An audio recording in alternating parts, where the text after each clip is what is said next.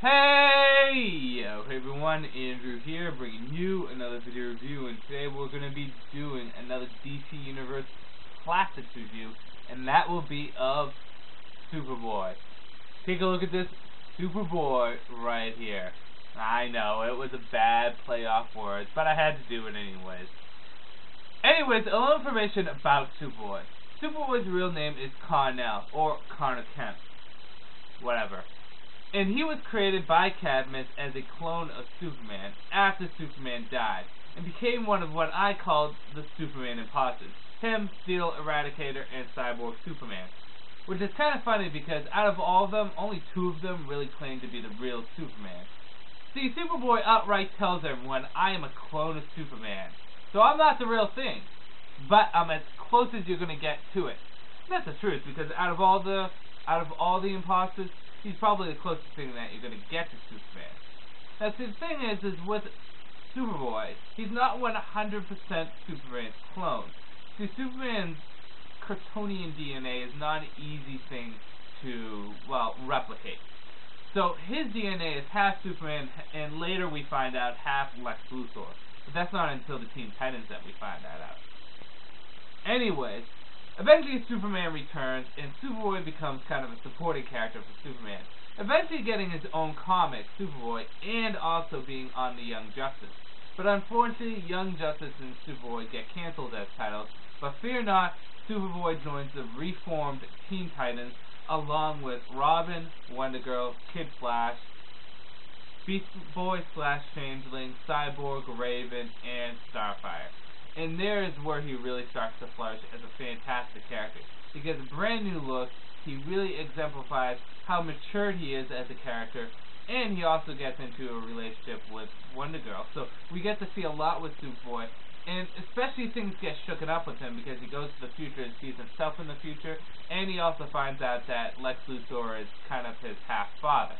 Like I said, he's a clone of Lex and Superman. So if you've ever had a weird fascination to ever find out if Superman and Lex Luthor had a baby, what it would be, like say if Lex Luthor just suddenly growed a vagina and Superman impregnated him, it would be Superboy. I know, that's kind of fucked up, but basically that's the deal.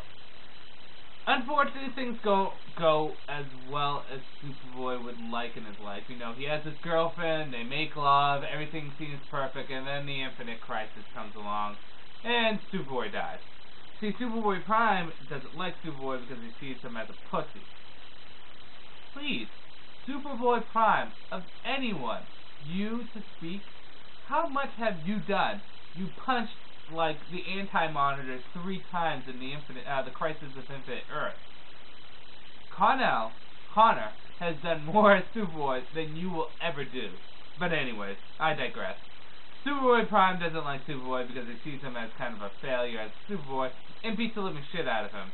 Superboy violently fights Superboy Prime to the death and unfortunately sacrifices himself to ensure the safety of the universe.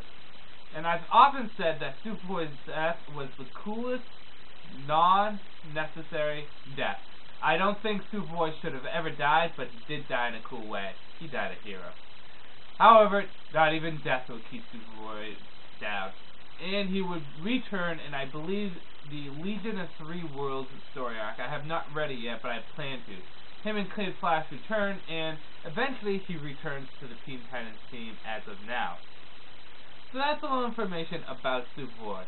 Powers and ability-wise, seeing that he's a clone of Superman, he doesn't exactly have all Superman's powers, but he's able to replicate them, such as flight, super speed, strength, durability, that stuff.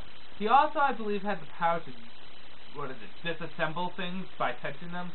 I forget, but for the most part, his powers are similar to Superman, just a teeny bit different. Just a teeny bit different. Again, he's only half Superman. But he's all Superboy. Sorry, I had to throw that in there. So let's just talk about the figure itself. By the way, Connor Kent is such an awesome character. Definitely my favorite Superboy. I like the fact that he wasn't Superman as a teenager. He was a completely separate character. It definitely was one of the best of the new Titans. I'm glad they brought him back to life, and I'm glad he's back on the Titans because the Titans need him. Now, the figure itself is a great-looking figure. You know, I never really cared for this Superboy costume. I've always liked the jeans and shirt one a little bit better. I don't know why. It's not like it's that much better of a costume, but I just like it better. But the figure itself really pulls off the costume very well. I think the first thing that you're going to notice with the costume is the jacket. And the jacket is just, it's done in this kind of flexible plastic, but the plastic itself is still very nice and hard. So that is awesome. So the figure is very nicely done with the jacket. It can be removed, but I wouldn't do it because the sleeves of the jacket right here are permanently fixated on the arm. It is the arm. It's not like you can take the sleeves off, which is a bummer. It would have been cool if we had a variant that didn't have the jacket, or a variant in the more modern costume, but DC Universe Classics tends to go for the first appearance looks and the Silver Age looks of characters. I mean, he's not Silver Age, but this is kind of his first appearance look. But anyways, I digress. The jacket also has the S symbol on the back, which was a very nice touch. I was worried that they weren't going to do that, but they did put the S symbol on the back. The glasses would be the next thing that you would notice. The glasses look like they can be removed, but they're glued on there. I guess you can remove them if you want to, but you risk pulling off paint. But the glasses are translucent, and it's a very nice added touch because Superboy tried to be a badass with those glasses of the 90s.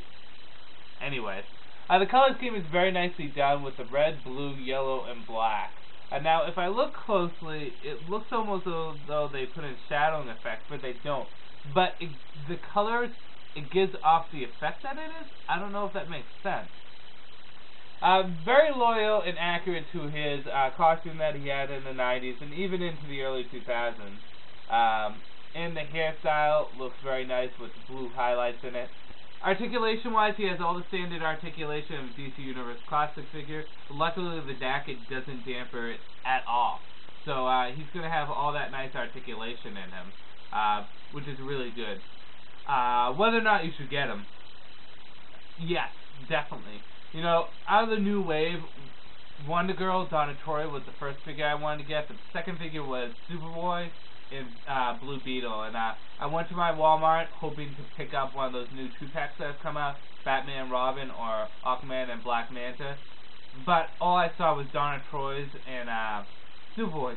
Seeing I already have Donna Troy, might as well get Superboy.